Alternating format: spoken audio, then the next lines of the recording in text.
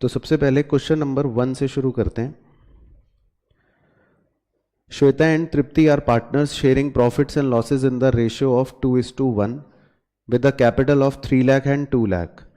If the partnership deed provides for interest on capital at 9% per annum and the profit for the year are 36,000, then Shweta's share of interest on capital will be.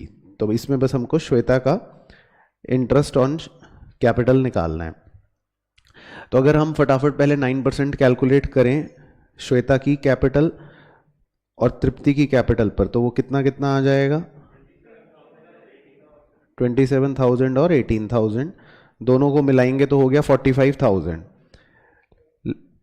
लेकिन हमारे पास profits जो हैं वो हैं only 36,000, तो profit हमारे पास कम है और इंटरेस्ट ऑन कैपिटल की फिगर्स ज़्यादा हो गई, तो आपको इंटरेस्ट ऑन कैपिटल को फिर इस रेशियो में डिवाइड करना पड़ेगा 27 और 18।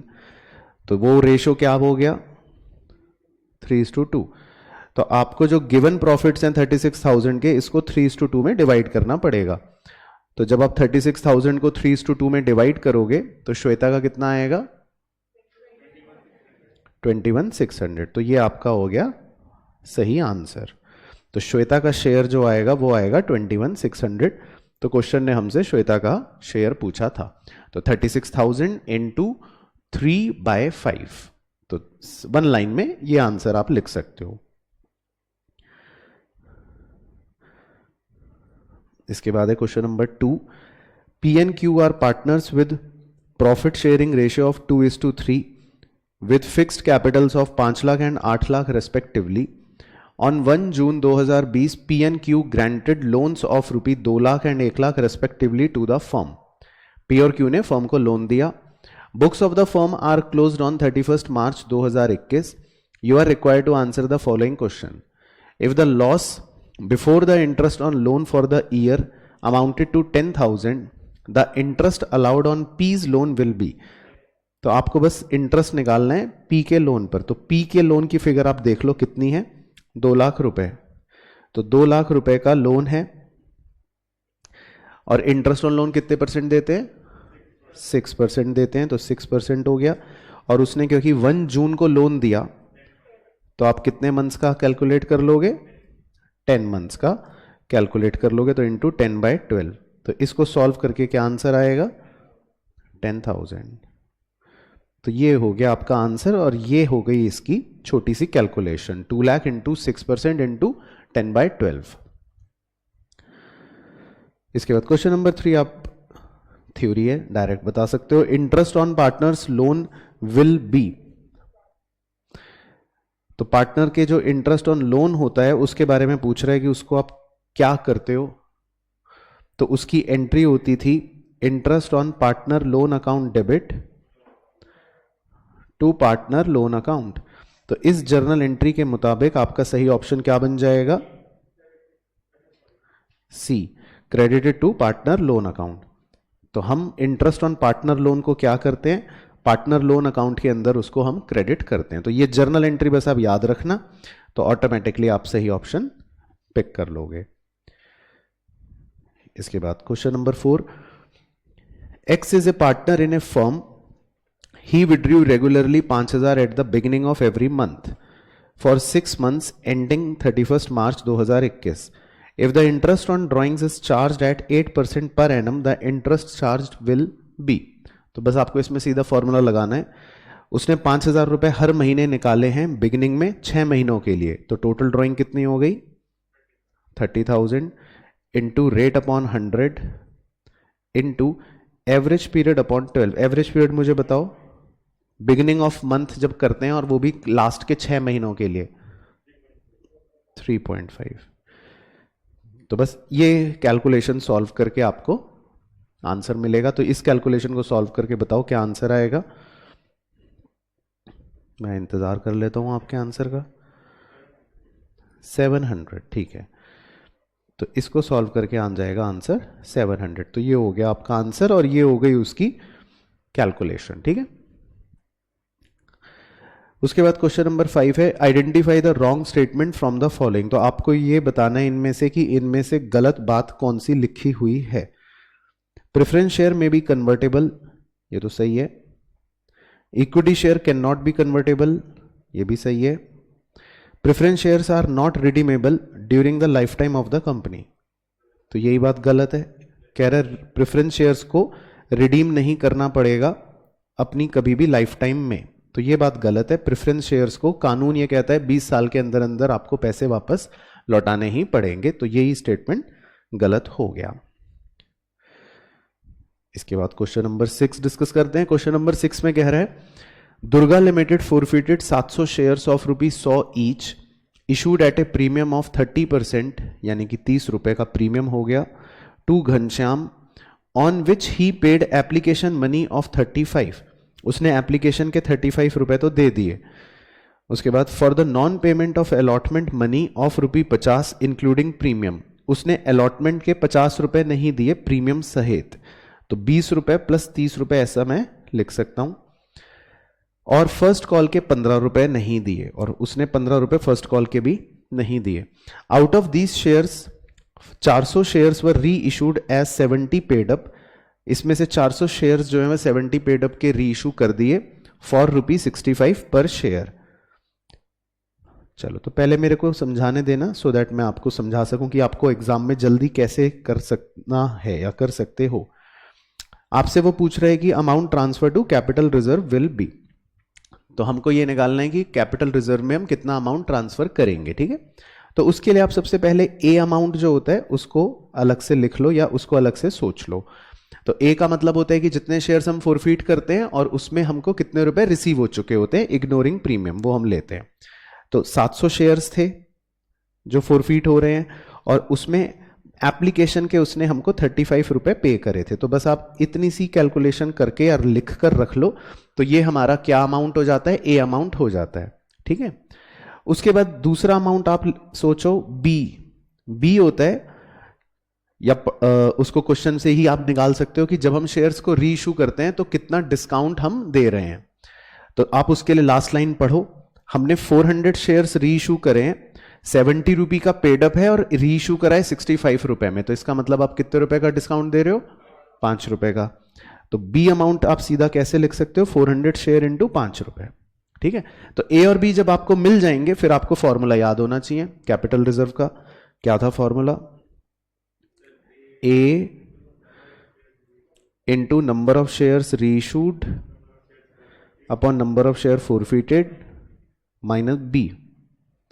तो इस पूरे आप मैथमेटिक्स को फटाफट से सॉल्व करके सीधा अपना आंसर निकाल सकते हो। तो इसको सॉल्व करके देख लो कि क्या आ रहा है, 12,000। तो हम सही ऑप्शन मार्क कर लेते हैं। तो आंसर हो गया 12,000 और उसकी मैथमेटिक्स बन गई ये जो मैंने ऊपर सॉल्व करके दिखाई आपको, ठीक है। तो समझ आ गया। इसके बाद क्वेश्चन नंबर 7, ये आप थ्योरी है तो मुझे ऐसे बता सकते हो। Following are the essential elements of a partnership firm except, क्या इनमें से पार्टनरशिप फर्म के लिए जरूरी नहीं है, एटलीस्ट 2% तो जरूरी है, equal share of profits and losses, तो यही जरूरी नहीं है क्योंकि प्रॉफिट और लॉसेस आप जरूरी नहीं है इक्वल बांटो, क्या पता किसी और रेशियो में भी बांट सकते हो, तो ये जरूरी नहीं है। उसके बाद question number 8, in case of partnership the act of any partner is, अगर पार्टनरशिप में कोई भी पार्टनर कुछ कार्य करता है तो वो कार्य क्या होगा, सही, very good, binding on all partners. तो अगर मैं और आप पार्टनर्स हैं और मैं चोरी करके भाग गया तो फिर आपको भी चोर माना जाएगा क्योंकि मैं और आप पार्टनर्स हैं, ठीक है गौरांश। तो सोच समझ के बड़े होके पार्टनरशिप करनी है लोगों से। उसके बाद question 9, Y is a partner in a firm, he withdrew regularly 12,000 at the end of every month for 6 months ending ये, तो इस बार वो 12,000 रुपए हर महीने विड्रॉ कर रहा है और एंड में कर रहा है। If the interest on drawing is charge at 10% per annum the interest charge will be, तो टोटल ड्रॉइंग्स कितनी हो गई उसकी 72,000 into rate upon 100 into average period कितना होगा 2.5, वेरी गुड, क्योंकि इस बार वो हर महीने के एंड में विड्रॉ कर रहा है डिवाइडेड बाय 12। तो इस मैथमेटिक्स को सॉल्व करना है आपको। क्या आएगा? 1500। तो 1500 इज योर आंसर, और ये हो गई उसकी कैलकुलेशन एक लाइन की। 72,000 total drawing into rate upon 100 into average period upon 12। इसके बाद क्वेश्चन नंबर 10 आप होमवर्क में करना। Question number 11, Nandi is a partner in a firm, he withdrew dash रुपए per month in the middle of every month during the year ended 31st March. If the interest on drawings is charged at 8% per annum and interest charge is 1920, then he withdrew how much amount per month? तो बढ़िया question है, exam के लिए important है। तो इसमें आपको interest on capital जो है, इंटरेस्ट ऑन ड्राइंग्स जो है, उसका आंसर पहले से दे रखा है 1920 रुपए। तो वो मैं लिख लेता हूं, और उसका फॉर्मूला होता है total drawings into rate upon 100 into average period upon 12। Average period middle of month का क्या होता है? 6। तो वो लिख लिया। तो पहले आपको ये सॉल्व करके पता लगाना है कि टोटल ड्राइंग्स क्या होंगी। तो कट लेते हैं जल्दी से। तो टोटल ड्राइंग्स आपकी हो गई, इसको सॉल्व करेंगे तो 1920 इंटू 25 कितना हो गया? 48,000। तो इसका मतलब उसकी टोटल ड्राइंग्स हो गई 48,000। तो अगर उसने टोटल ड्राइंग्स करी हैं 48,000, तो पर मंथ की ड्राइंग कितनी हो गई? 4,000 है ना। तो सीधा सीधा आप दिमाग में भी सोच सकते हो, मैंने लिख लिया लेकिन। तो 4,000 रुपए पर मंथ की, इसका मतलब उसने ड्राइंग करी होगी। ये हमारा फाइनल आंसर बन गया। ओके, तो सही आंसर मार्क कर लेते हैं, 4,000 पर मंथ। इसके बाद क्वेश्चन नंबर 12, ये भी अच्छा इंपॉर्टेंट क्वेश्चन है। 1000 shares of ₹10 each issued at a premium of ₹1 on which ₹8 including premium was called. तो ₹2 तो कंपनी ने कॉल ही नहीं करे, इसका मतलब। And ₹6 including premium was paid. तो ₹6 जो है इंक्लूडिंग प्रीमियम हमें मिल गए।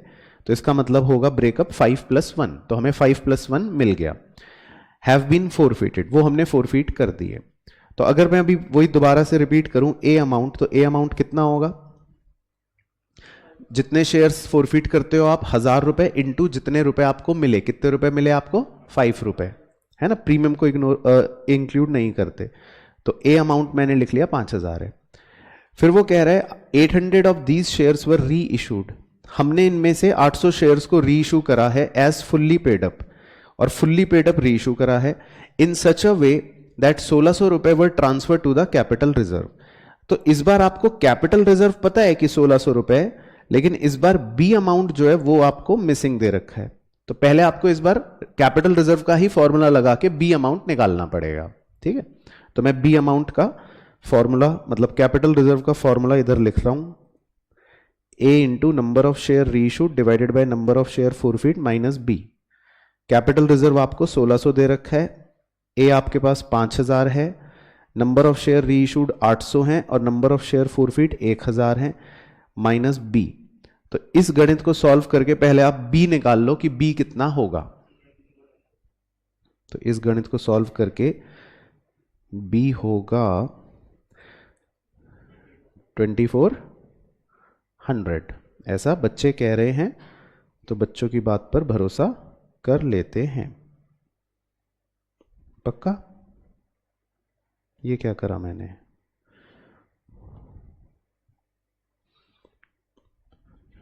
ठीक है,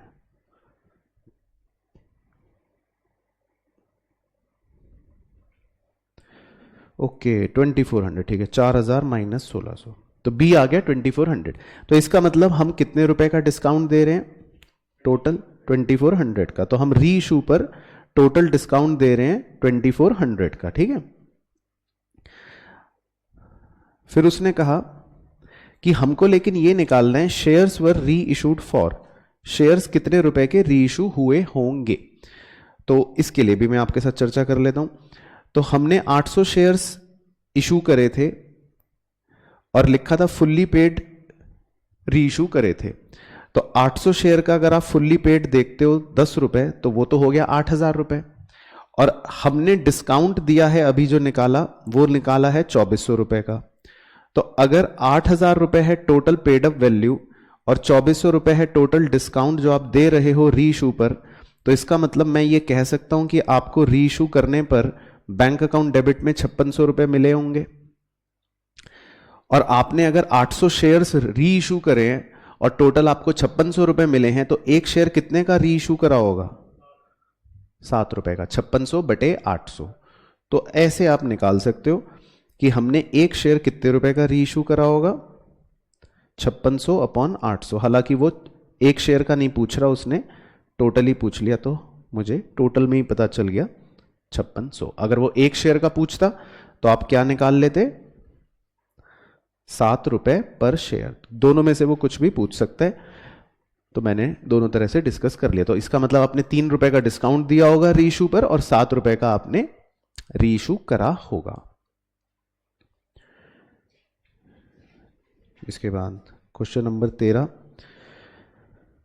if A share of ₹10 issued at a premium of ₹2 on which ₹9 including premium have been called, तो इसका मतलब आपने 9 रुपए कॉल कर लिए हैं और 3 रुपए अभी भी अनकॉल्ड होंगे, and 6 rupee including premium is paid. तो इसको मैं 4+2 मान सकता हूं कि 4+2 जो है वो हमें पे हो गया। The share capital account should be debited bye, तो बहुत ही सिंपल क्वेश्चन है। जब हम शेयर्स को फोरफीट करते हैं तो शेयर कैपिटल अकाउंट को हम किससे डेबिट करते हैं? Called up face value, right. तो आपको सिर्फ कॉल्ड अप वाला अमाउंट लेना है और वो भी सिर्फ फेस वैल्यू वाला पोर्शन। तो कितने रुपए? 9 तो था इंक्लूडिंग प्रीमियम, तो 2 रुपए प्रीमियम हटा दो 9 में से, तो कितना हो जाएगा? 7।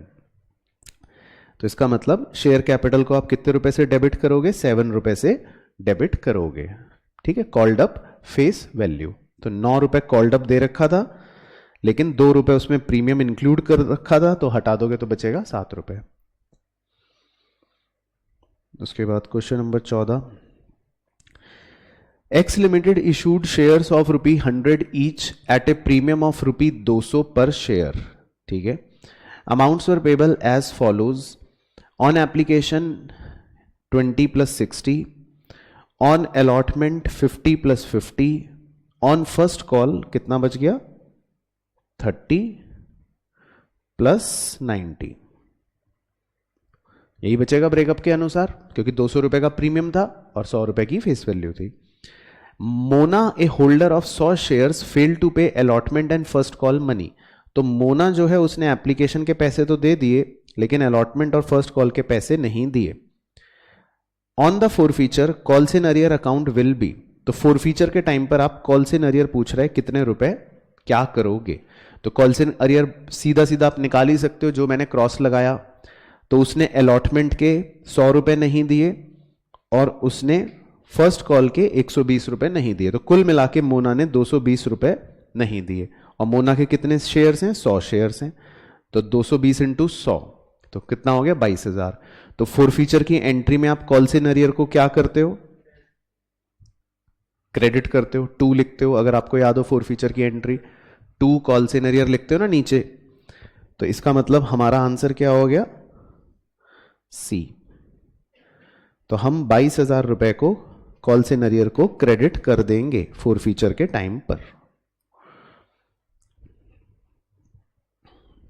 ठीक है। फोरफीचर की एंट्री लिखने की जरूरत तो नहीं है, वो तो क्रेडिट ही करते हैं, याद आ गया ना दिमाग में।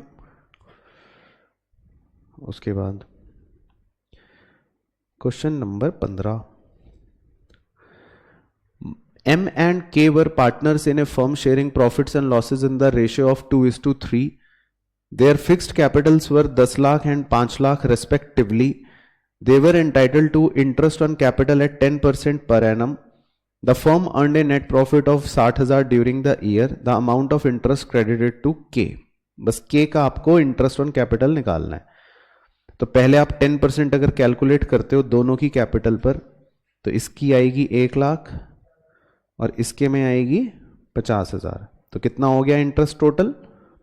1,50,000। लेकिन आपके पास प्रॉफिट ही खाली कितने हैं? सिर्फ 60,000।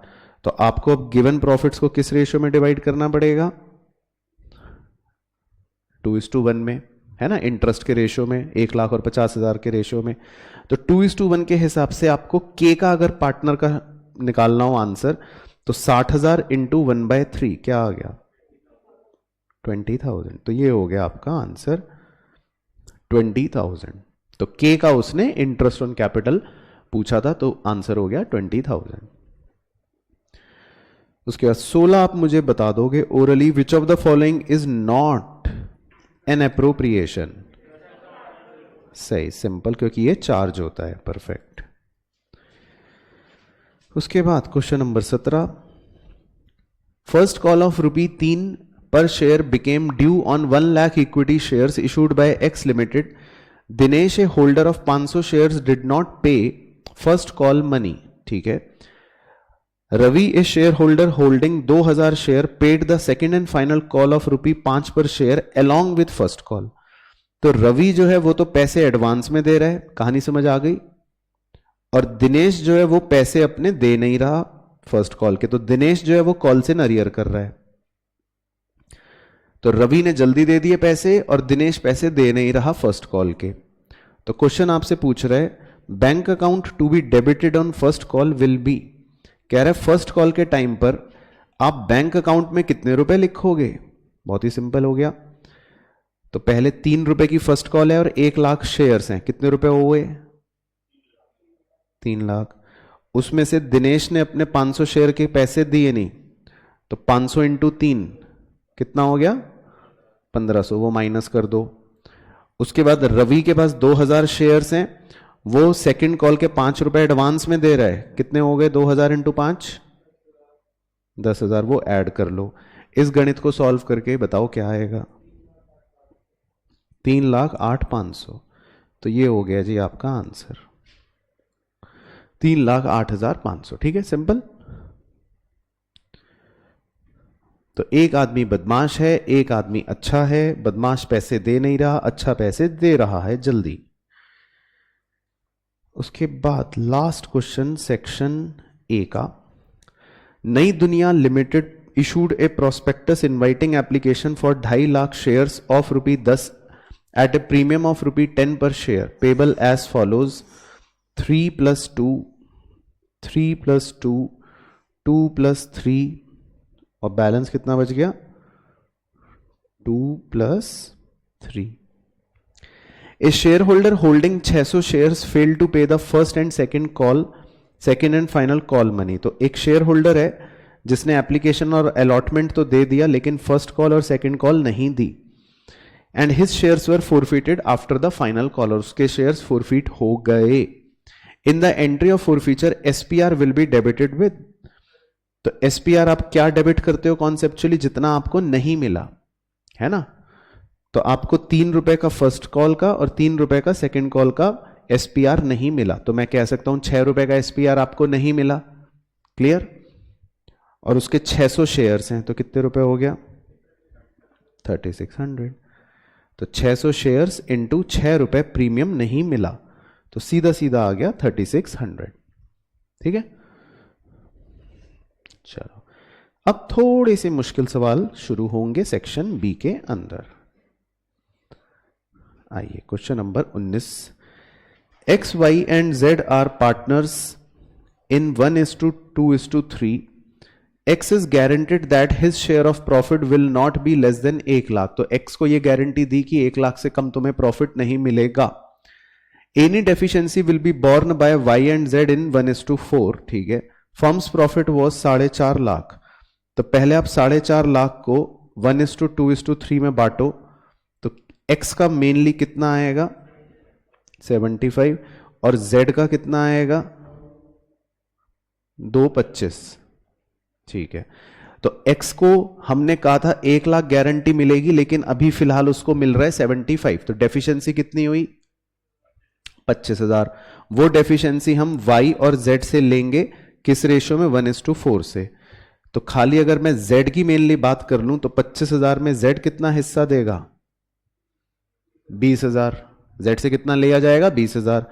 तो अगर मैं Z के प्रॉफिट में से 20,000 माइनस कर दूं डेफिशिएंसी के नाम के, तो Z का आंसर क्या बचेगा, वैसे तो उसने खाली पूछा ही नहीं, उसने तो ये पूछा है how much deficiency will be borne by Z, तो बस आंसर आ ही गया। कितने रुपए? 20,000। तो जेड जो है वो 20,000 रुपए की डेफिशिएंसी बोर्न करेगा। ठीक है। उसके बाद question number 20, A and B are partners in a firm having the capital balances of 90 and 60 respectively. General reserve appeared in their books at 50,000, ठीक है, chocolate, and advertisement suspense at 20,000, कूड़ा. They admit C for 1/3 share and C is to bring proportionate amount of capital. तो ये question आप skip कर दो, ये अब आपसे नहीं पूछेगा। उसके बाद 21, new ratio is not to be calculated on. आप नया रेशो कब नहीं निकालते हो? वेरी गुड, क्योंकि तब तो बिजनेस ही बंद हो गया, तो इसीलिए उस समय नया क्या पुराना क्या अब तो सब खत्म। उसके बाद 22, A and B are partners sharing profits in the ratio 5:3। C is admitted into the firm. A surrender 1/32 from his share and B surrender 1/24 of his share in favor of C. Sacrificing ratio will be। तो हम A का और B का sacrifice निकाल लेते हैं। मैं थोड़ा कोने में लिख लेता हूं या यहीं लिख देता हूं। A ने तो कितना सैक्रिफाइस करा? सीधा सीधा 1/32, लेकिन B ने अपने शेयर का यानी 3/8 का 1/24 सैक्रिफाइस करा। तो A का सैक्रिफाइस है 1/32 और B का सैक्रिफाइस है 3/8 इंटू 1/24। क्या मैं सही कह रहा हूं? ठीक है, तो ये कट गया और ये हो गया 1/64। तो 1/32 इज टू 1/64 को रेशियो में कन्वर्ट करोगे तो 2:1 आ जाएगा। तो इसका मतलब ए और बी का सैक्रिफाइस हो गया 2:1। तो ए का सैक्रिफाइस और बी का सैक्रिफाइस जो है उससे पता चल गया उनका रेशियो है 2:1। इसके बाद question 23, ABC limited forfeited 4,000 share of 10 each issued at 40% premium, मतलब 4 रुपए premium, fully called up on which application of 3 has been paid. तो इसमें मैं ए अमाउंट आपसे पूछूं तो कितना हो गया? 12,000। 4,000 शेयर फोरफिट हुए, 3 रुपए उसने दे दिए थे। Out of these 2,000 shares were reissued as fully paid up. तो 2,000 शेयर्स जो हैं कंपनी ने री इशू करे fully paid up. Upon their reissue the company transfer 4,000 to capital reserve. इसमें भी 4,000 रुपए कैपिटल रिजर्व में दे रखा है कि ट्रांसफर करे, तो इसमें बी अमाउंट मिसिंग है। तो फिर से हमको वही पुराने क्वेश्चन की तरह पहले कैपिटल रिजर्व का फॉर्मूला लगा के बी अमाउंट निकालना पड़ेगा। A amount into number of shares reissued divided by number of share forfeit minus B. तो बी कितना आएगा इसे सॉल्व करके? 2, 6, 2,000। तो बी आ गया 2,000। इसका मतलब हम कुल मिलाकर कितना डिस्काउंट दे रहे हैं? 1 रुपए का। ठीक है ना, इसका मतलब हम 1 रुपए प्रति शेयर का डिस्काउंट दे रहे हैं। तो अगर फुल्ली पेड अप लिखा है, री इशू हो रहा है शेयर, तो हमने कितने रुपए का री इशू करा होगा? 9 रुपए का, क्योंकि 1 रुपए तो हम क्या दे रहे हैं? डिस्काउंट दे रहे हैं। ओके, लिख देता हूं, 1 रुपए हम क्या दे रहे हैं? डिस्काउंट दे रहे हैं। तो इसका मतलब री इशू कितने का कर रहे होंगे? 9 रुपए का। तो उसने क्वेश्चन ने पूछा था the rate at which these shares were री इशूड वर 9 रुपए। उसके बाद 24, Godrej limited invited application for issuing application for 3,20,000 equity share of ₹20 each at par. The amount was payable as follows: 6,743. Application were received for 385 shares. Application for 5,000 shares were rejected. Full allotment was made to the applicants for 80,000 shares and pro rata allotment was made to the remaining applicant. तो मुझे कुछ manufacturing defect लग रहा है, बाकी आप बता देना। तो कह रहा है 5,000 चिट्ठियां तो हमने रिजेक्ट कर दी 385 में से, और कह रहा है 80,000 को हमने फुल दे दिए, नहीं, मैन्युफैक्चरिंग डिफेक्ट नहीं है, ठीक हो गया। और रिमेनिंग चिट्ठियां कितनी बची? 3 लाख। तो उनको कह रहे हैं हमने प्रोराटा के बेसिस पर शेयर्स अलॉट कर दिए, तो उनको इसका मतलब हमने 240 दे दिए होंगे। तो ये है प्रोराटा कैटेगरी जिसका रेशो है क्या? 5:4। ठीक है, तो ये हो गया ब्रेकअप। फिर वो कह रहा है all the calls were made and were duly received accept first and final call from Sandhya who applied for 5000 shares and was allotted on pro rata basis. तो कह रहे संध्या ने 5000 शेयर के लिए अप्लाई करा था, तो उसको कितने अलॉट हुए होंगे प्रोराटा पर, प्रोराटा बेसिस पर? तो 5:4 है रेशियो, तो जो 5 मांग रहा है उसको 4 मिल रहे हैं। तो अगर संध्या ने 5000 शेयर्स अप्लाई करे तो उसको कितने अलॉट हुए होंगे? 4000 शेयर्स अलॉट हुए होंगे। तो अगर संध्या कह रही है कि फर्स्ट कॉल और फाइनल कॉल नहीं दे रही, हर शेयर्स वर फॉरफिटेड, तो क्वेश्चन ये पूछ रहा है आपसे the amount credited to share forfeiture account. Share forfeiture में आप क्या लिखते हो? जितने रुपए रिसीव हुए, है ना, इग्नोरिंग प्रीमियम। तो फर्स्ट कॉल और फाइनल कॉल उसने दी नहीं थी, और एप्लीकेशन और अलॉटमेंट उसने दे दिया था। 5000 शेयर्स के लिए उसने अप्लाई करा है, और 4000 शेयर्स उसको अलॉट हुए होंगे और उसके शेयर फॉरफीट हो गए। तो बताइए जी अमाउंट क्या होगा? तो आपको मैं देता हूं 2 मिनट का समय।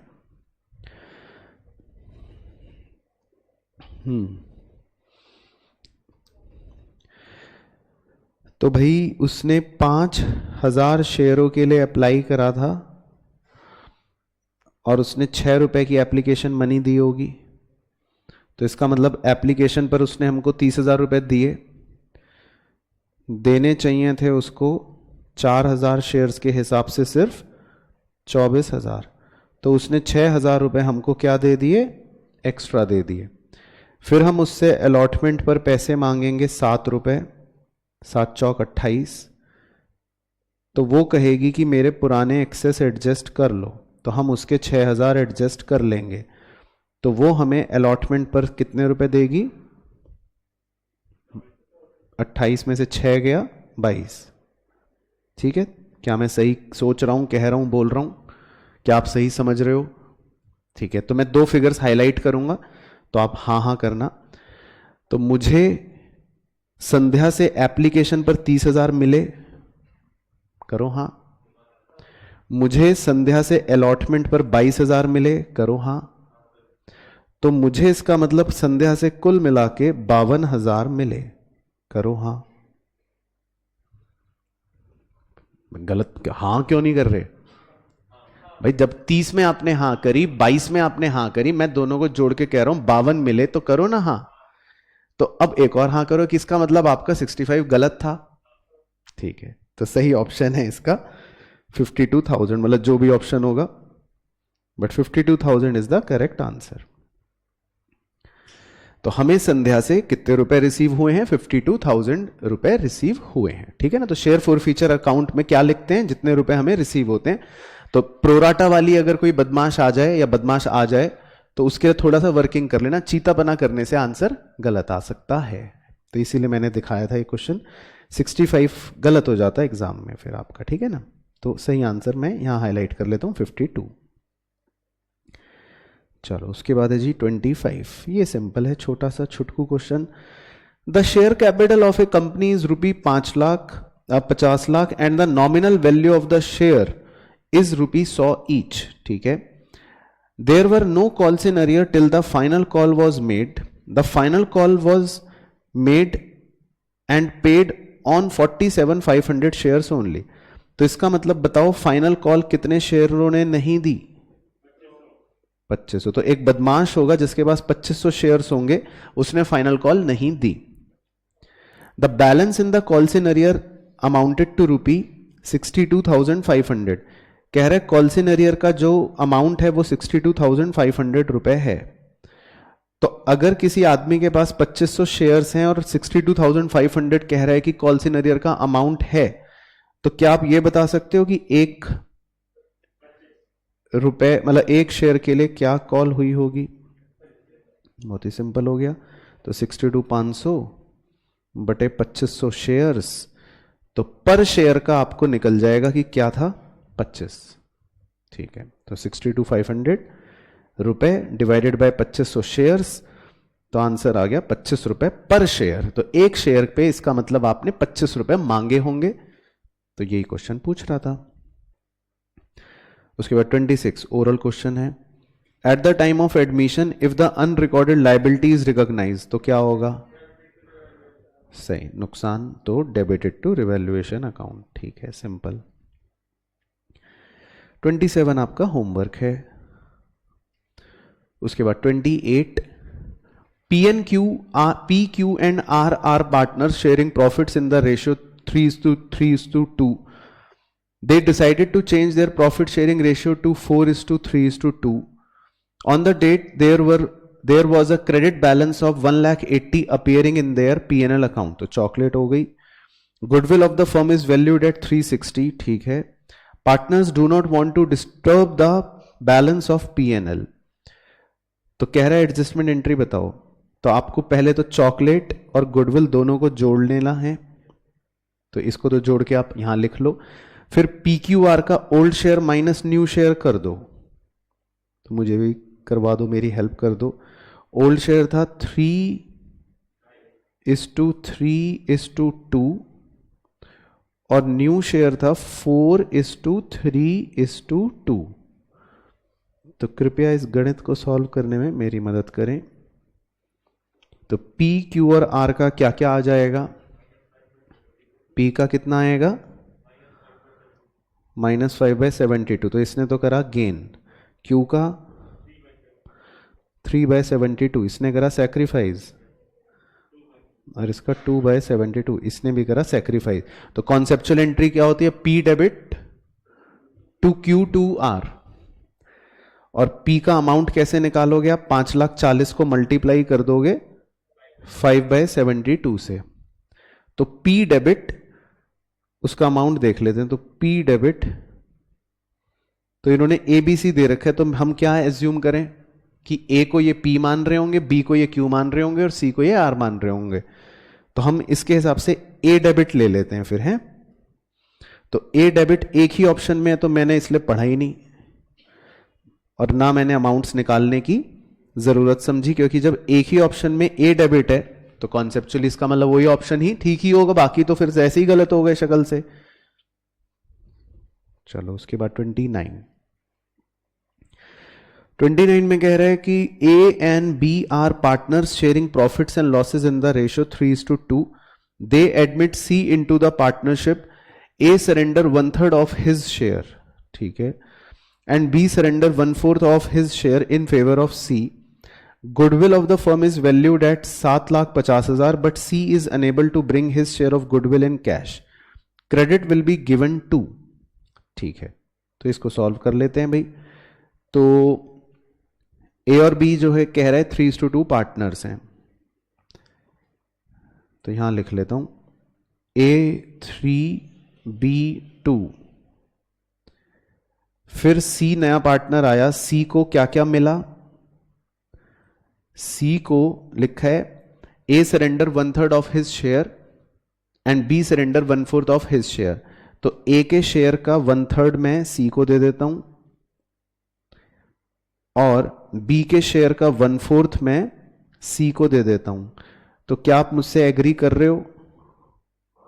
बोलो ना हाँ या ना, मतलब मैं गलत तो नहीं कर रहा। ठीक है, तो A ने अपने शेयर का 1/3 और B ने अपने शेयर का 1/4 C को दे दिया। तो अब मुझे पहले तो आप ये बताओ, जब तक मैं C का शेयर निकालूंगा, A ने जो सैक्रिफाइस करा और B ने जो सैक्रिफाइस करा, जिसे मैं हाईलाइट कर रहा हूं, वो रेशो क्या है या वो शेयर ही क्या है? A का सैक्रिफाइस बताओ क्या है? 1/5, 1/5। और B का सैक्रिफाइस क्या है? 1/10। ठीक है, तो ये दोनों के सैक्रिफाइस हैं। ओके, और C का शेयर सॉल्व कर लेते हैं, क्या है? पूरा 3/10। ओके, तो अब हमें गुडविल दे रखी है फर्म की, कितने रुपए दे रखी है गुडविल हमें फर्म की, मैं एक बार इधर आ रहा हूं, हमें फर्म की गुडविल दे रखी है 7.5 लाख, ठीक है। तो 7.5 लाख रुपए की गुडविल है। तो वैसे तो हमें ए का सैक्रिफाइस पता ही है 1/5 और बी का सैक्रिफाइस भी पता है 1/10। तो ये तो सबको कॉन्सेप्ट याद ही होगा कि गुडविल का हिस्सा जो प्रीमियम फॉर गुडविल बन जाता है सी के नाम का, वो अल्टीमेटली ए और बी को ही मिलता है क्योंकि उन्होंने सैक्रिफाइस करा। तो सीधा सीधा ए के सैक्रिफाइस से अगर आप गुडविल को मल्टीप्लाई करोगे तो ए का क्या आ जाएगा 1,50,000 और बी का क्या आ जाएगा 75। तो ए को मिलेगा 1,50,000 और बी को मिलेगा 75। ओके, तो आंसर क्या बन गया, ए को मिल गया 1,50,000 और बी को मिल गया 75। ठीक है, तो बस यही पूछ रहा था कि ए और बी को क्या क्या मिलेगा। तो ए को मिल गया 150, बी को मिल गया 75। चलो क्वेश्चन नंबर 30। अब इसमें ए और बी निकाल के जल्दी वाली ट्रिक करके बताने का। Mohan limited forfeited 800 shares of ₹10 each issued at 10% premium, मतलब ₹1 का प्रीमियम है। ₹9 called up on which ₹3 of allotment including premium, तो मतलब मैं 2+1 लिख लेता हूं अलॉटमेंट को। And first call of ₹2 has not been received. तो भाई ₹9 कॉल्ड अप था, मतलब 8+1 लिख लेता हूं, जिसमें से उसने अलॉटमेंट नहीं दिया और फर्स्ट कॉल नहीं दिया, ₹2 फर्स्ट कॉल के और ₹3 अलॉटमेंट के नहीं दिए। तो ए अमाउंट बताओ क्या होगा, मतलब कितने रुपए दिए ये बताओ। चलो 800 शेयर्स हैं, इनटू कितने रुपए मिले, ₹4 मिले। तो 800 इंटू 4, प्रीमियम तो नहीं लिया उसमें ₹4 में, तो ए अमाउंट हो गया 3200। फिर उसके बाद लिख रहा है 500 shares were reissued as fully paid up for ₹9। तो बताओ कितना डिस्काउंट दे रहे हो आप, री इशू पर कितना डिस्काउंट दे रहे हो, ₹1 का। तो 500 शेयर्स हैं और ₹1 का डिस्काउंट है, तो बी कितना हो गया 500 शेयर इंटू ₹1, 500। ठीक है, अब कैपिटल रिजर्व का बस फॉर्मूला लगा देते हैं, A amount into number of shares reissued upon number of shares forfeit minus B amount. तो इसको सॉल्व करके देख लो कि क्या आ रहा है।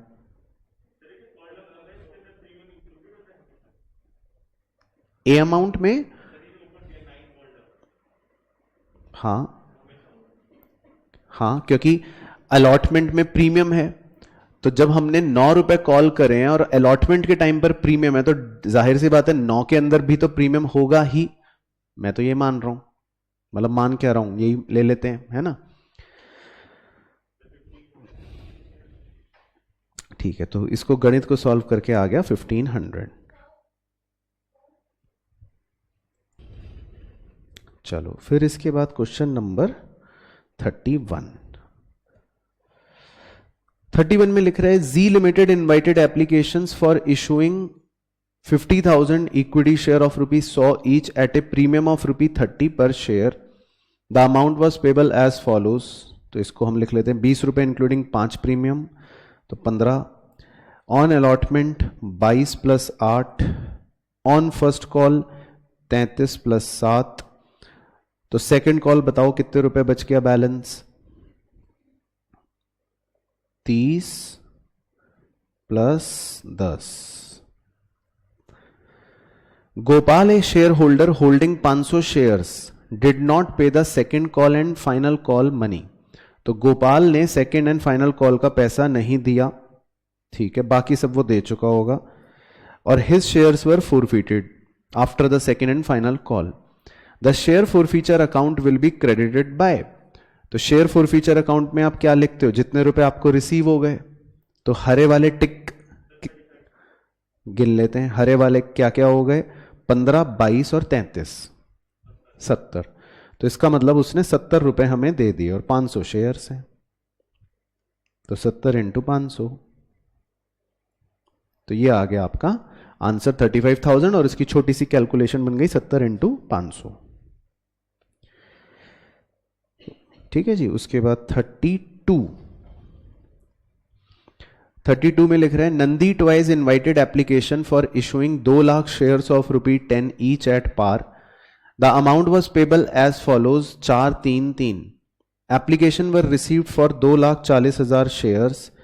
Applications for 10,000 shares were rejected, ठीक है, and the remaining pro rata allotment was made. तो इसका मतलब 230 को 2 लाख मिल गए। All the calls were made and were duly received except the first and final call from a shareholder who applied for 6,900 shares। तो उसने 6,900 shares के लिए अप्लाई करा, तो बताओ उसको अलॉट कितने हुए होंगे? 6,000। गलत तो नहीं करा मैंने? ठीक है। And was allotted shares on pro rata basis. His shares were forfeited. The amount credited to share forfeiture account will be। तो इसमें आप चीतापना करोगे या सोच समझ के निकालोगे? सोच समझ के, ठीक है, वेरी गुड। तो यही सीखना था। तो आओ इस बदमाश की वर्किंग कर लेते हैं। तो इसने 6,900 शेयर्स के लिए अप्लाई करा और 4 रुपए एप्लीकेशन के दिए होंगे। तो 6,900 × 4 कितने रुपए दिए? 0 0 9 चौक 36, 3 6 चौक 24 और 3 27। देने चाहिए थे उसे कितने रुपए? 24। तो उसने कितने रुपए ज्यादा दे दिए? 3600। फिर आप उससे अलॉटमेंट पर 3 रुपए मांगोगे, 18। तो वो क्या कहेगा? 3600 एडजस्ट कर लो। तो वो अलॉटमेंट पे कितने देगा? अब मैं 2 फिगर हाईलाइट करूंगा, आप ही की तरफ से हाँ भी बोल दूंगा। उसने एप्लीकेशन पे 27,600 दिए, उसने अलॉटमेंट पर 14,400 दिए, ठीक है, तो उसने कुल मिलाकर 42,000 दिए। ठीक है, ओके। तो कुल मिलाकर उसने 42,000 दिए। तो बस यही निकालना था कि शेयर फॉर फ्यूचर अकाउंट में आप कितने रुपए क्रेडिट करोगे। तो 42,000 हम क्रेडिट कर देंगे।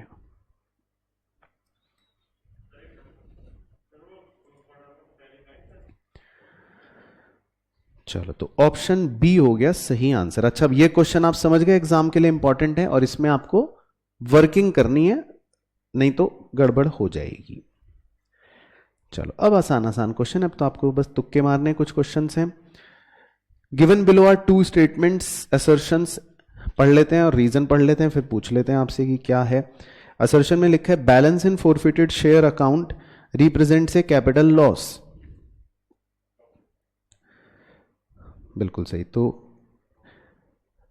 वो एक कैपिटल प्रॉफिट होता है। भाई, आपने किसी शेयर होल्डर से पैसे ले लिए और उसके शेयर को कैंसिल करके वो पैसे वापस दे नहीं रहे हो आप, तो आपके तो मजे आ गए। और मैंने आपको, अगर याद हो, 1 लेक्चर में वो बादल में लिखवा रखा है कि it is a capital profit for the company, है ना। तो ये कैपिटल लॉस नहीं होता, ये कैपिटल प्रॉफिट होता है शेयर फॉर फ्यूचर।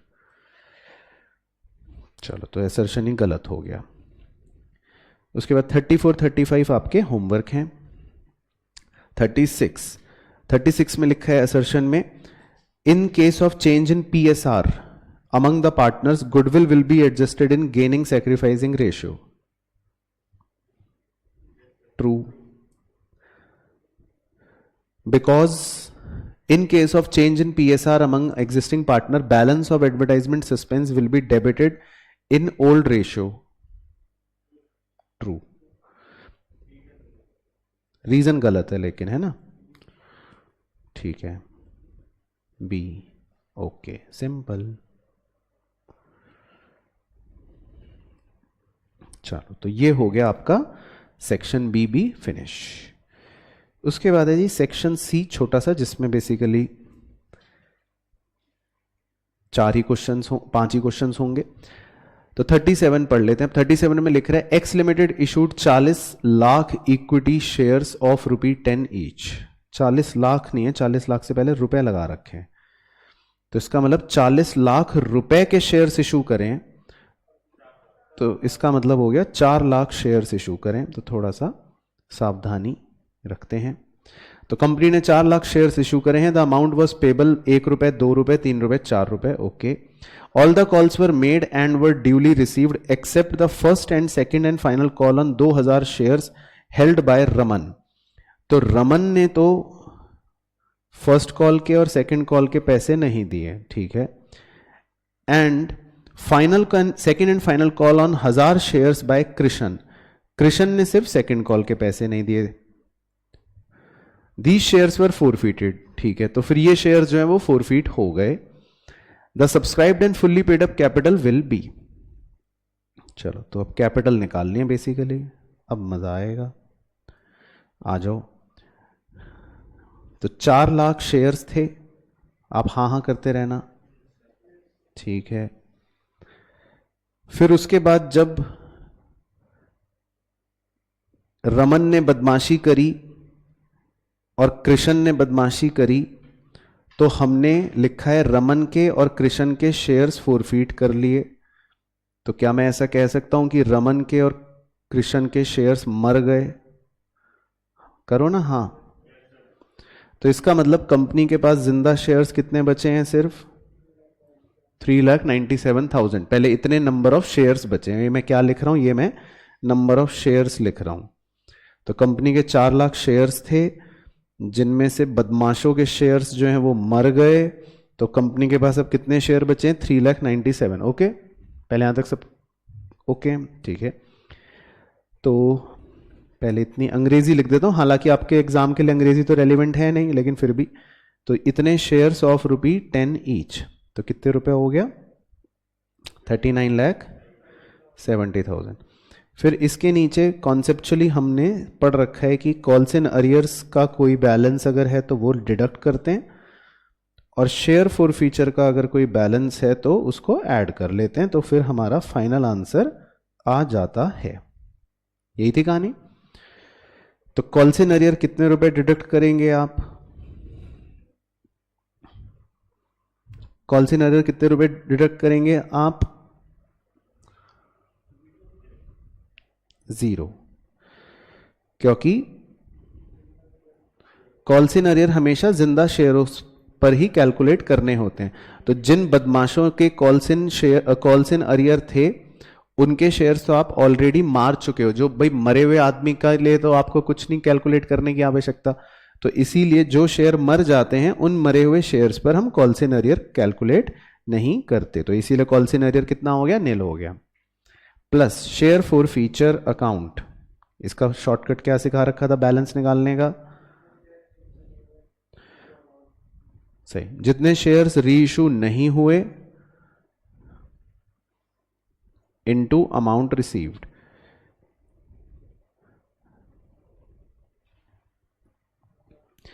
तो इसके लिए थोड़ा सा सवाल वापस लगा लेते हैं. तो पहले खाली रमन की बात करेंगे, ठीक है, ताकि कंफ्यूजन ना हो. पहले खाली रमन की बात कर लेते हैं. तो रमन के 2000 शेयर्स फोरफीट हुए थे, ठीक है, और हमने री इशू तो कुछ भी नहीं करे. तो मैं लिख सकता हूं कि रमन के 2000 शेयर्स जो फोरफीट हुए वो री इशू नहीं हुए. ओके. अब बताओ रमन से कितना अमाउंट रिसीव हुआ है? 3 रुपए. Very good. तो रमन का हो गया 6. फिर कृष्ण पर आ जाओ. कृष्ण के 1000 शेयर्स फोरफीट हुए थे जो री इशू नहीं हुए, और कृष्ण से कितने रुपए रिसीव हुए हैं? 1 और 2 3 और 3 6. तो 6 कृष्ण के और 6 रमन के. तो 6 और 6 12. ठीक है, ओके. तो 3970 प्लस 12 कितना हो गया? 3982. तो ये हो गया जी आपका आंसर 3982.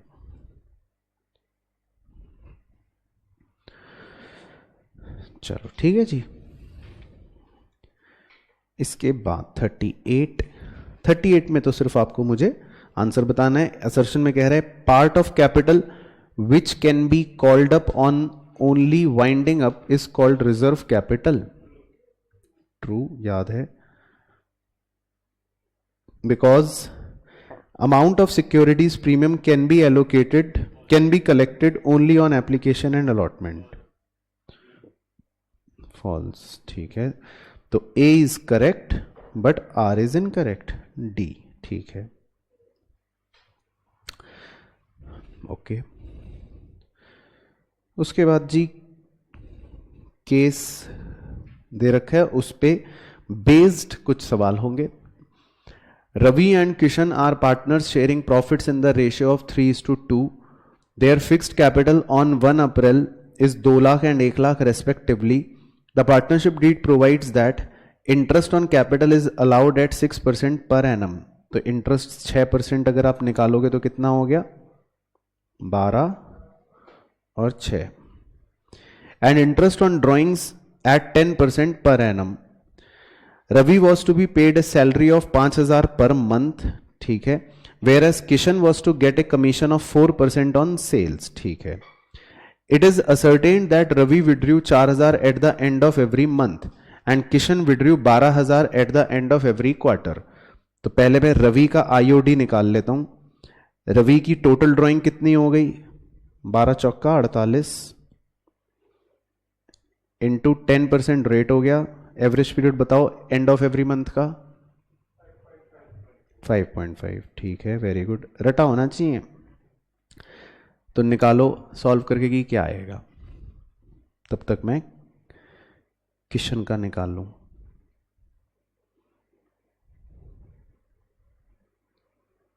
उसने and of every quarter withdraw करा, तो 4.5 हो गया एवरेज पीरियड।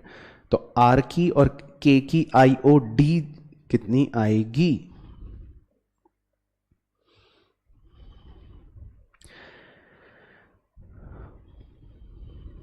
तो आर की आप निकालो 2200, ओके, और के की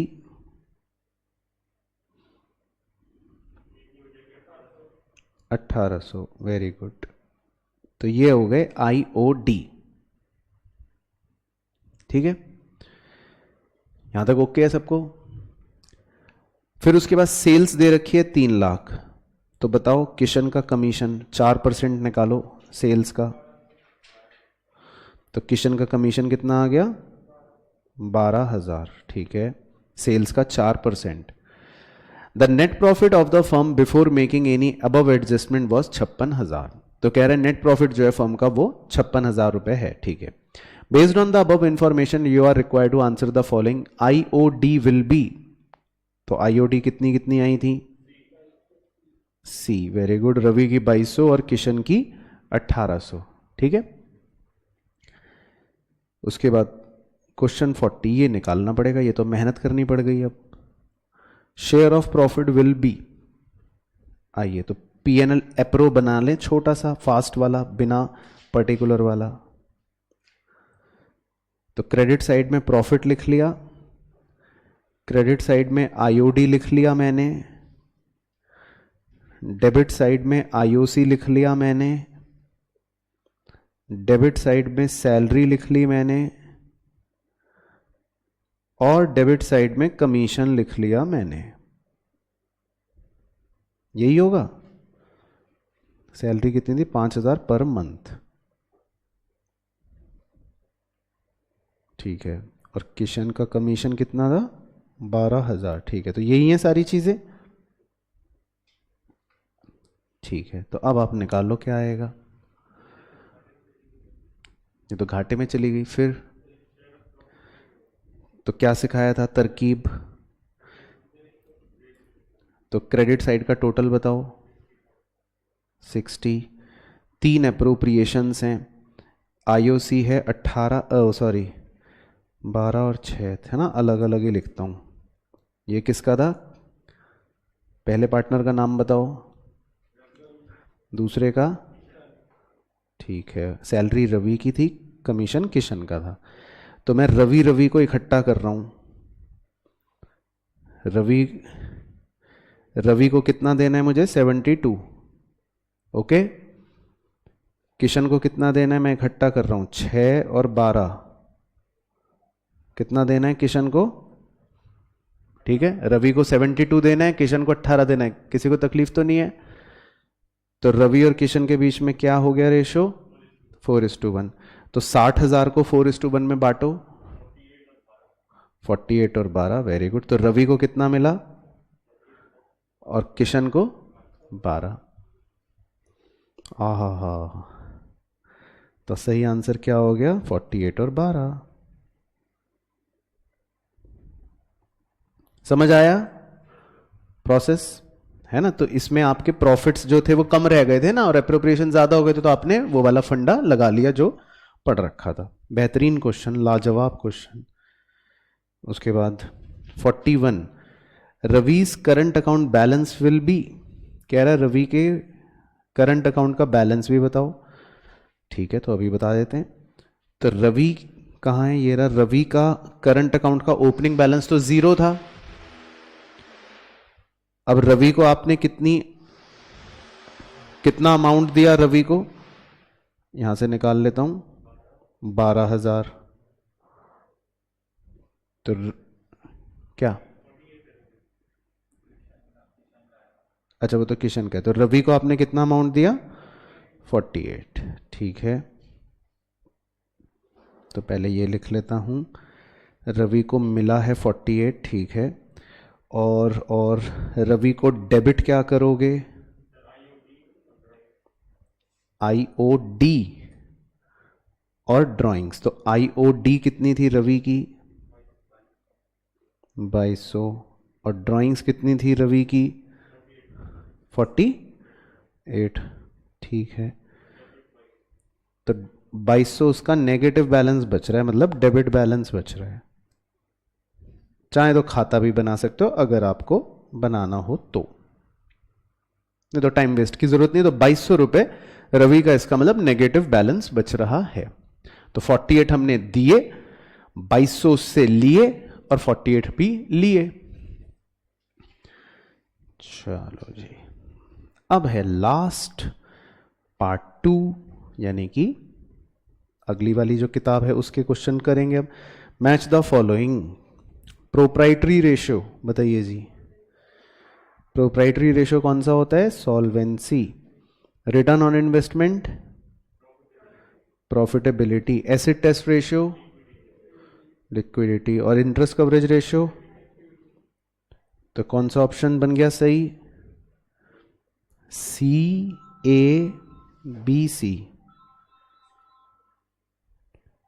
CABC यानी ऑप्शन 2B। ठीक है, उसके बाद 43 में पूछ रहा है, prepaid expenses appear in the companies balance sheet under the sub heading. बताइए जी, प्रीपेड एक्सपेंस कंपनी की बैलेंस शीट में क्या होंगे? सही, अदर करंट एसेट्स, क्योंकि ये कंपनी के लिए करंट एसेट्स हैं और इनका नाम है अदर करंट एसेट्स, है ना। उसके बाद 44, profitability ratio includes. Profitability ratio में कौन सा आता है? Return on investment, very good, सही। उसके बाद 45 में पूछ रहे हैं, liquid assets of the company are 8 lakh and current liabilities are 5 lakh. तो ऐसे लिख लेता हूं, तो मतलब इनका जो लिक्विड रेशो होगा वो फिलहाल होगा, लिक्विड एसेट 8 लाख है और लिक्विड करंट लाइबिलिटी 5 लाख है, 1.6 फिलहाल होगा। वो पूछ रहा है which of the following will increase the liquid ratio. कह रहा है कि इनमें से किससे लिक्विड रेशो इंक्रीज होगा। तो एक 1 बाय 1 चेक करना पड़ेगा मुझे, तो क्योंकि ऐसे तो बताना मुश्किल है। Bills payable accepted for 3 months. अब बिल्स पेबल एक्सेप्ट करने का मतलब होता है कि आपके क्रेडिटर्स की वैल्यू कम हो जाएगी और बिल्स पेबल की वैल्यू बढ़ जाएगी, क्योंकि आप अपने क्रेडिटर्स का बिल एक्सेप्ट कर लेते हो, तो यानी क्रेडिटर वाली लायबिलिटी आपकी खत्म हो गई, लेकिन उसकी जगह बिल्स पेबल वाली नई लायबिलिटी क्रिएट हो गई। तो लायबिलिटी में ही कम हो गया, लायबिलिटी में ही बढ़ गया, तो इससे तो कुछ नहीं होगा, नो इफेक्ट होगा, तो इसको छोड़ देते हैं। दूसरे में कह रहे हैं bills receivable for 10,000 endorse to creditor. तो अब हमारे पास एक बिल रिसीवेबल था, वो हमने अपने क्रेडिटर को दे दिया, तो इससे आपके क्रेडिटर वाली लायबिलिटी भी कम हो जाएगी। मान लेता हूं ये वैल्यू है 50,000, ऐसे लिख रहा हूं, तो आपकी क्रेडिटर की लायबिलिटी कम हो जाएगी। और आपने अपना बिल रिसीवेबल दे दिया, तो आपका बिल रिसीवेबल जो एसेट होता है वो भी कम हो जाएगा। तो अगर मैं एक बार रिवाइज्ड फिगर्स देखूं अब लिक्विड रेशो का, तो लिक्विड एसेट्स 50,000 कम हो जाएंगे और करंट लायबिलिटी भी 50,000 कम हो जाएगी। तो अब आपका लिक्विड रेशियो जो है वो क्या आएगा? क्या 1.6 से ज्यादा आएगा?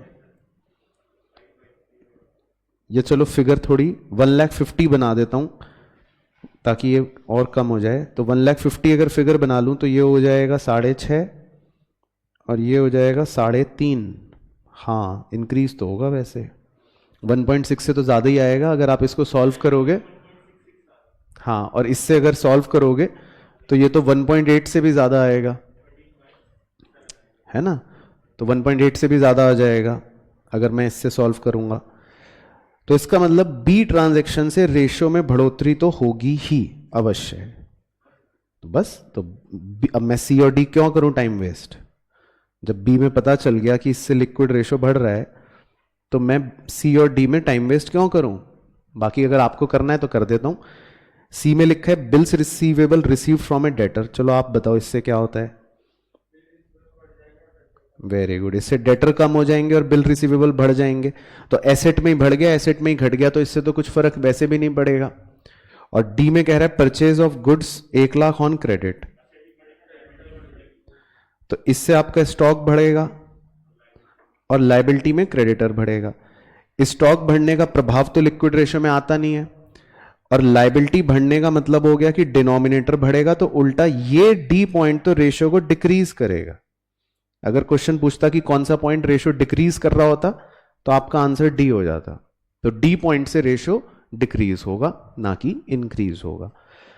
तो खैर हमको पता ही चल गया था, बी ऑप्शन सही है। चलो इसके बाद 46, मैच द फॉलोइंग करने हैं आपको। चेक इन हैंड, ठीक है। वर्क इन प्रोग्रेस, ठीक है। Store and spare, inventory. तो सी ए कौन सा ऑप्शन हो गया? डी।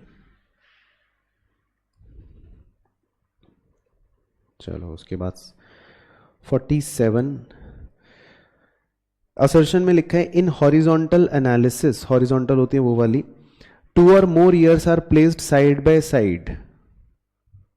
ट्रू है ना? तो हॉरिजॉन्टल वही वाली होती है जिसमें 1 साल 1 साल 1 साल ऐसे ऐसे होता है।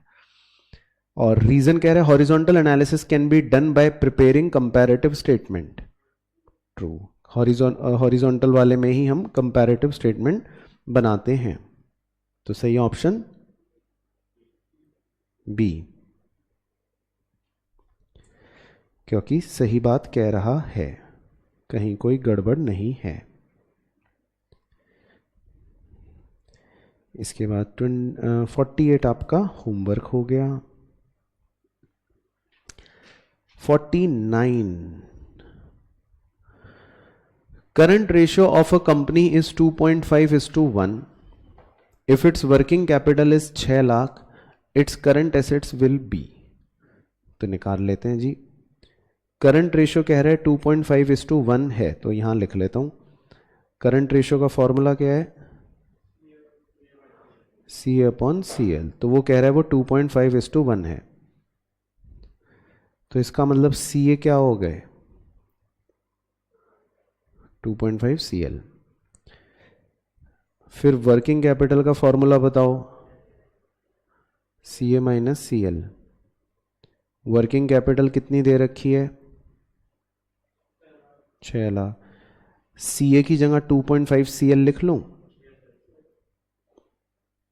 तो क्या मैं 6 लाख बराबर 1.5 CL लिख लूं? तो क्या मैं CL की वैल्यू 4 लाख लिख लूं? ठीक है, तो क्या आप CA की वैल्यू निकाल सकते हो? 2.5 इंटू CL, 10 लाख। ओके, तो CA की वैल्यू आ गई 10 लाख, करंट एसेट 10 लाख। ठीक है, क्लियर? बोलो ना हाँ, नालायक। चलो तो ये भी हो गया। उसके बाद जी number 50 on the basis of the following data the proprietary ratio of the company will be. तो प्रोप्राइटरी रेशियो का फॉर्मूला बताओ जल्दी से। Very good, shareholder fund upon total asset. तो इक्विटी शेयर कैपिटल ये किसका भाग होता है? ठीक है, तो इसको न्यूमरेटर में लिख लो आप। डिबेंचर किसका पार्ट होता है? एनसीएल। वेरी गुड, तो ये तो बेकार है, काट दिया। फिर स्टेटमेंट ऑफ पीएनएल का debit balance, reserve and surplus का वो भी माइनस वाला पार्ट होता है क्योंकि ये लॉस है, तो इसको भी न्यूमरेटर में लिखना है लेकिन माइनस। फिर करंट लायबिलिटीज, करंट लायबिलिटी होती है। करंट एसेट, तो टोटल एसेट तो निकालने पड़ेंगे। टोटल एसेट का फॉर्मूला क्या? SHF plus NCL plus CL. तो एसएचएफ पहले निकाल लें हम, कितना है एसएचएफ? 9 लाख, ठीक है। और एनसीएल 5 लाख और सीएल 6 लाख, ठीक है। तो ये कितना आ गया? 20 लाख, ठीक है। तो टोटल एसेट्स आ गए जी 20 लाख। शेयर होल्डर फंड बच्चों ने कहा है 9 लाख है, तो आपके मुताबिक प्रोप्राइटरी रेशियो होगा 9 लाख बटे 20 लाख इंटू 100। तो 9 लाख बटे 20 लाख इंटू 100 हो गया 45%। ओके, बच्चे कह रहे हैं, ठीक है। उसके बाद जी 51 में कह रहा है फॉलोइंग पर्टिकुलर्स दे रखे हैं एक्स लिमिटेड के और करंट रेशियो निकालना है। तो मैं आपसे पूछता रहता हूं, इन्वेंट्री क्या है होता है? Current asset. ट्रेड रिसीवेबल क्या होता है? Current asset. गुडविल क्या होता है? नॉन करंट एसेट, तो ये छोड़ दो। कैश एंड कैश इक्विवेलेंट क्या होता है? Current asset. Current liability including outstanding expense क्या होता है? Current liability. तो पहले सारे करंट एसेट जोड़ो, 2,20,000, फिर करंट लायबिलिटी से भाग दो, तो क्या आंसर आएगा? ठीक है, तो इसका मतलब आइडियल रेशियो आ गया। ठीक है, तो ये तो सिंपल ही था। उसके बाद जी 52 में कह रहा है ऑपरेटिंग प्रॉफिट रेशियो निकालना है। ऑपरेटिंग प्रॉफिट रेशियो का फॉर्मूला बताओ।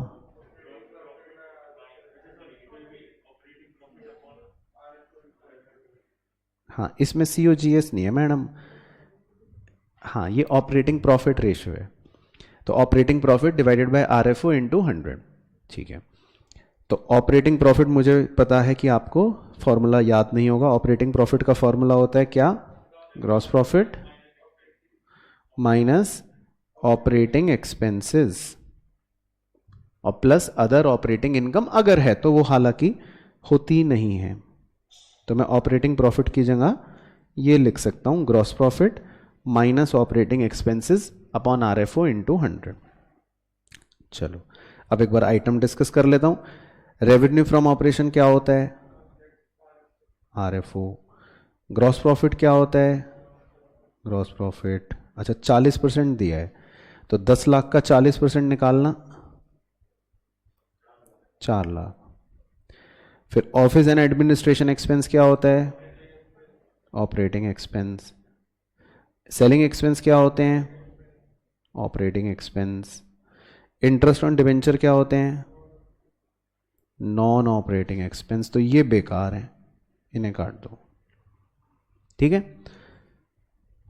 क्लियर? अब वैल्यूज पुट करके मेरी मदद करो। जीपी की जगह मैं लिख रहा हूं 4 लाख। ऑपरेटिंग एक्सपेंस की जगह कितना लिखूं? ऑपरेटिंग एक्सपेंस कितने हैं? 1,50,000, 80 और 70। बस ये गणित सॉल्व कर लो। 4 माइनस 1.5, 2.5 बटे 10 लाख इंटू 100, 25%। ओके, तो ऑपरेटिंग प्रॉफिट रेशियो आ गया 25%, ठीक है। क्लियर? उसके बाद 53 में कह रहा है ये तो बहुत ही आसान है, कह रहे हैं शेयर होल्डर फंड निकालो। तो डेट इक्विटी रेशियो का फॉर्मूला बताओ।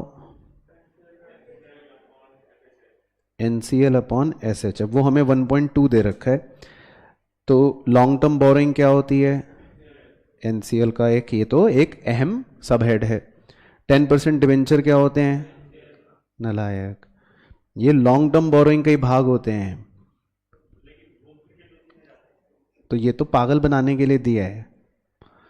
ये 12 तो इसका मतलब उस 24 के अंदर है। हाँ देखा। फिर बिल्स पेबल क्या होते हैं? Current liability. तो ये भी पागल बनाने के लिए दिए हैं। तो दो चीजें इसमें पागल बनाने के लिए दी हैं। तो NCL की जगह 24 लाख पुट कर देता हूं और शेयर होल्डर फंड तो एज इट इज छोड़ देता हूं, इज इक्वल टू 1.2। तो शेयर होल्डर फंड निकाल सकते हो आप 20 लाख। ओके। और ऑप्शन वाले चालू होते हैं, वो एक ऑप्शन वो भी देंगे उन बच्चों के लिए जो 12 लाख को इंक्लूड करके निकालेंगे। चलो तो खैर आप तो होशियार हो। उसके बाद जी 54 में है revenue from operation, sales 8 lakh, ठीक है। एवरेज इन्वेंट्री 1 लाख, ठीक है। क्लोजिंग इन्वेंट्री 1.20, ठीक है। रेट ऑफ ग्रॉस लॉस, अच्छा लॉस हुआ है इस बार, ग्रॉस लॉस 10%। तो एक बार लॉस बताना, ग्रॉस लॉस 80। अब वो तो मैं पूछूंगा, अब मैं COGS का फॉर्मूला ही पूछने वाला था। RFO प्लस ग्रॉस लॉस, तो इसका मतलब COGS कितना हो गया इस सवाल में? 8,80,000। ओके, तो आपका न्यूमरेटर हो गया 880। तो इन्वेंट्री टर्नओवर रेशियो का फॉर्मूला, तो COGS है 880 और एवरेज इन्वेंट्री है 1 लाख, सॉरी। तो 880 अपॉन 1 लाख, ये हो गया 8.8 टाइम्स, ठीक है। तो ये भी हो गया सिंपल, ठीक है, क्लियर। तो इसमें जिसको ये फॉर्मूला नहीं याद होगा वो फंसेगा, बट आप तो होशियार हो। उसके बाद है जी 55, लास्ट क्वेश्चन बस फिर फिनिश। तो इसमें असर्शन में लिखा है net worth is also known as share capital. False, और क्या, इससे बड़ा झूठ और क्या होगा। नेटवर्थ एक वैसे वाइडर टर्म होती है, क्योंकि नेटवर्थ का मतलब है कैपिटल एम्प्लॉयड वैसे दूसरे शब्दों में, और कैपिटल एम्प्लॉयड का तो अपना ही फॉर्मूला होता है share holder fund plus NCL। जबकि शेयर कैपिटल तो मात्र एक इसका भाग है। तो हाउ कैन यू से कि net worth is also known as share capital, तो ये गलत हो गया। अच्छा, दूसरा रीजन में कह रहा है इफ प्रोप्राइटरी रेशियो इज 0.9:1। तो प्रोप्राइटरी रेशियो का फॉर्मूला बताओ। SHF by total asset. तो शेयर होल्डर फंड मैं ले लेता हूं 9.5 लाख है, और टोटल एसेट ले लेता हूं 10 लाख है ना, क्योंकि उसने प्रोप्राइटरी रेशियो हमको दिया है 0.95। तो मैंने मान लिया शेयर होल्डर फंड 9.5 लाख है और टोटल एसेट्स 10 लाख है। Issue of debentures against the purchase of machine, तो ये वैल्यू मान लेते हैं 5 लाख रुपए की है, ऐसी एज्यूम कर रहा हूं। तो अगर आप डिवेंचर्स इशू करोगे मशीन खरीदने के लिए, तो आपके इससे क्या प्रभाव पड़ेगा? मशीन खरीदने से आपके अब टोटल एसेट्स तो बढ़ जाएंगे, क्या मैं सही बोल रहा हूं? तो आपका डिनोमिनेटर तो कितना हो जाएगा? 15 लाख, ठीक है। और डिबेंचर्स इशू करके आपने मशीन खरीदी, तो डिबेंचर्स इशू करने से क्या हो जाएगा? नॉन करंट लायबिलिटी बढ़ जाएगी। तो उससे शेयर होल्डर फंड पे कोई फर्क पड़ा? नहीं पड़ा। तो इसका मतलब इस घटना से प्रोप्राइटरी रेशो क्या हो रहा है? डिक्रीज हो रहा है। ओके, तो वो क्या कह रहा है? वो भी कह रहा है this will decrease the ratio. तो इसका मतलब वो सही कह रहा है। तो ए गलत है और आर सही है, सी। ठीक है, तो क्लियर हो गई कहानी। चलो डन।